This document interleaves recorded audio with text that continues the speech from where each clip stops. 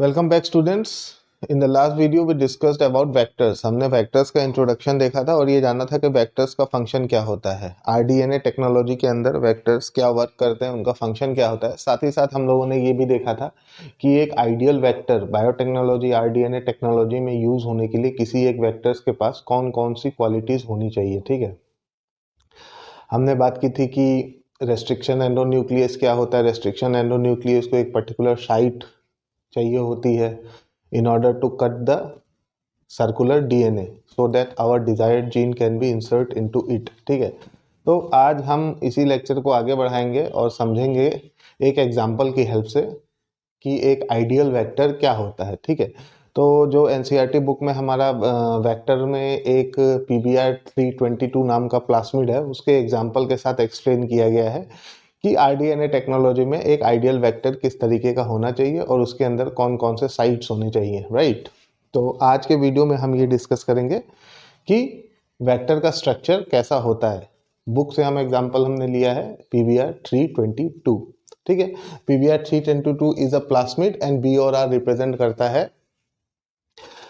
Represent करता है scientist के नाम को जिसने इसको आइसोलेट किया था। ठीक है, तो PBR 322 जो ये जो वेक्टर है, ये सबसे पहला बनाया गया आर्टिफिशियल वेक्टर है जो आरडीएनए टेक्नोलॉजी के लिए यूज किया गया था। ठीक है, यहाँ पे लिखा है फर्स्ट आर्टिफिशियल क्लोनिंग प्लास्मिड। ठीक है, ये अपने टाइप का प्लास्मिड है, साइज में स्मॉल है, इसके पास रेस्ट्रिक्शन एंडोन्यूक्लियस के लिए अलग अलग साइट्स हैं, इसके पास अपने खुद के मार्कर्स हैं, एंटीबायोटिक रेजिस्टेंट मार्कर्स हैं जो इसको एक आइडियल प्लास्मिड बनाता है या फिर एक आइडियल वेक्टर बनाता है। इसके पास ORI साइट्स हैं, इसके पास ROP प्रोटीन के लिए भी साइट है। राइट, तो हम ये स्ट्रक्चर को समझने की कोशिश करते हैं। PBR 322, यहाँ पे 322 जो रिप्रेजेंट करता है, क्या रिप्रेजेंट करता है? It represents the code given to the particular vector. Right, and BNR represents the name of the scientist who invented it, or you may say that who discovered this plasmid. Right, तो PBR 322 का structure हम देखेंगे तो simple सा structure है, जैसे भी किसी भी डीएनए का स्ट्रक्चर होता है। It is double standard. ठीक है, डबल स्टैंडर्ड है, दो इसके पास डीएनए स्ट्रैंड्स हैं। ये शेप में कैसा होता है? It is circular in shape. ये जो दोनों स्ट्रैंड्स हैं, ये इसका पहला स्ट्रैंड है, ये उसका दूसरा स्ट्रैंड है। ठीक है, दोनों सर्कुलर स्ट्रक्चर में होते हैं। अब हम बात करेंगे कि इसके पास रेस्ट्रिक्शन साइट्स कितनी है। What is the restriction site? Restriction site का काम क्या है? रेस्ट्रिक्शन साइट किसी भी डीएनए के अंदर वो साइट होती है, वो पर्टिकुलर प्लेस होता है जहां से आके कोई एक पर्टिकुलर एंडोन्यूक्लियस उसको क्या करेगा? कट करेगा। राइट, अब एंडोन्यूक्लियस हम अलग अलग माइक्रो ऑर्गेनिज्म से आइसोलेट करते हैं। इसके बारे में मैंने जब एंजाइम्स वाला पार्ट तुम लोग को पढ़ाया होगा तो मैंने एंजाइम्स कैसे डिस्कवर होते हैं, एंडोन्यूक्लियस का क्या फंक्शन है, ये सारी चीज़ें मैंने तुमको तब डिटेल में बताई थी। राइट, अब इसके स्ट्रक्चर पे देखना है। ये जो PBR 322 स्ट्रक्चर है, इसके पास अलग अलग 8 साइट्स हैं। There are 3 different sites for endonuclease. लेकिन एक ध्यान देने वाली बात यह है, मैंने प्रीवियस लेक्चर में ये बताया था कि किसी भी एक प्लास्मिड के अंदर एक ही एंडोन्यूक्लियस के लिए एक से ज़्यादा साइट्स नहीं होनी चाहिए। अगर एक से ज़्यादा साइट्स होंगी तो वो दो जगह कट लगा देगा, फिर हमारा डिजायर्ड जीन शायद इंसर्ट ना हो पाए। ठीक है, तो इसके पास 8 डिफरेंट रेस्ट्रिक्शन एंडोन्यूक्लियस साइट्स हैं, but for one endonuclease there is only one site present in it. ठीक है, अगर सपोज करो ये HIND3 है, ये भी एक एंडोन्यूक्लियस साइट है। राइट, तो यहाँ पे HIND3 नाम का रेस्ट्रिक्शन एंडोन्यूक्लियस आके कट लगाएगा। ठीक है, HIND3 के लिए अब कोई दूसरी साइट यहाँ पे नहीं है।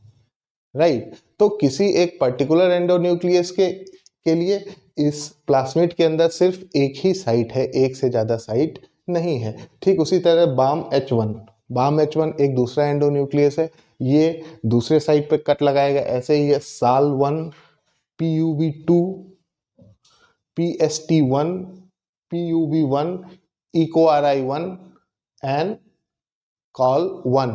These are 8 different endonuclease. तो अब एक ही प्लास्मिड है, उसमें अलग अलग तरीके के एंडोन्यूक्लियस का यूज हम कर सकते हैं। ठीक है, अलग अलग ऑर्गेनिज्म से आइसोलेट किया हुआ एंडोन्यूक्लियस यूज करके हम इसमें कट लगा सकते हैं और अपना डिजायर्ड जीन इंसर्ट करते हैं। इसीलिए हम PBr320 को एक आइडियल वेक्टर मानते हैं। क्यों? क्योंकि इसके पास 8 अलग अलग साइट है, मतलब अलग अलग ऑर्गेनिज्म से आइसोलेट किया हुआ एंडोन्यूक्लियस हम इसके ऊपर यूज कर सकते हैं, जो इसको बहुत ज़्यादा इफेक्टिव बनाता है। आरडीएनए टेक्नोलॉजी को इसको बहुत ज़्यादा इफेक्टिव बनाता है। अगर इसके पास सिर्फ 2 एंडोन्यूक्लियर रेस्ट्रिक्शन साइट्स होती तो शायद हमको एंजाइम्स या फिर एंडोन्यूक्लियस कुछ पर्टिकुलर ही यूज़ कर पाते, लेकिन इसके पास क्या है, वैरायटी बहुत ज़्यादा प्रेजेंट है, जो इसको बहुत आइडियल बनाता है आरडीएनए टेक्नोलॉजी के लिए। ठीक है, अब रेस्ट्रिक्शन एंडोन्यूक्लियस की बात हम लोगों ने कर ली, रेस्ट्रिक्शन साइट्स की बात कर ली। अब हम आगे देखते हैं कि एक आइडियल प्लास्मिड के अंदर और कौन कौन सी चीज़ें होनी चाहिए। और मैंने क्या बताया था, मार्कर्स। ठीक है, इसके अंदर मार्कर्स होने चाहिए। मार्कर्स का क्या काम है? मार्कर ये हमको शो करते हैं या फिर इस चीज़ को विजुअल बनाते हैं कि पर्टिकुलर एंजाइम है, कोई भी पर्टिकुलर जीन है, वो हमारे डिजायर्ड ऑर्गेनिज्म के अंदर इंसर्ट हुआ और रेप्लिकेशन उसने स्टार्ट की कि नहीं की। Markers will show us whether the desired gene have entered into our host और नॉट। ठीक है, तो इस PBr322 में 2 एंटीबायोटिक रेजिस्टेंट जीन्स हैं जो मार्कर का वर्क करेंगे, एक एम्फिसिलिन रेजिस्टेंट जीन और दूसरा टेट्रासाइक्लिन रेजिस्टेंट जीन। राइट, तो ये दूसरा क्राइटेरिया भी फुलफिल कर रहा है। यहाँ पे 2 मार्कर्स के साथ 2 अलग अलग टाइप के मार्कर्स हैं। और इसके पास एक दूसरी साइट भी होगी, ORI साइट। तो ORI साइट का क्या फंक्शन है? ORI site is that particular site on the circular DNA from where the replication will begin.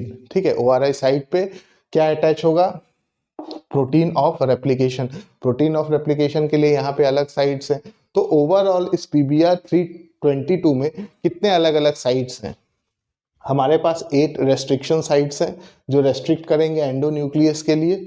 2 markers हैं हमारे पास, एम्पिसिलिन और टेट्रासाइक्लिन रेजिस्टेंट जीन, और एक ORI साइट है और एक प्रोटीन ऑफ रेप्लिकेशन साइट है, जो इसको एक आइडियल प्लास्मिड बनाती है।